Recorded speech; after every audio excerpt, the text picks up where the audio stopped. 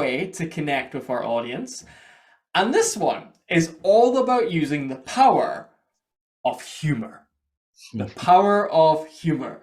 Does anyone know what the most popular TED Talk of all time is? Has anyone seen it? Has anyone heard of it? No? Okay, well, I'll enlighten you. It was by this gentleman here, Ken Robinson. Now, Ken was doing a TED Talk on how schools are killing creativity.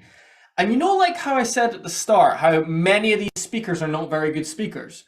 He's one of them. He hems, he ums, he stands in one place, he's sort of very slouched posture. But his superpower is making people laugh. He had the room falling off their seats for 20 minutes. And I can confidently say the reason that he has almost 80 million views is because of that entertainment factor in his talk. And the beautiful thing about humor is it brings down the barriers of your audience. You can actually use it strategically to kind of create a gap in the audience's mind, which then your message can get through.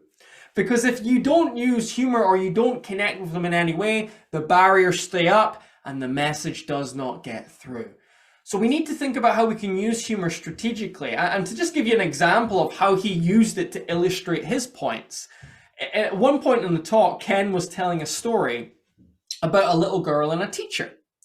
And the little girl, she was like doodling something. She was drawing something. So the teacher came over and said, you know, what are you drawing? What are you drawing there?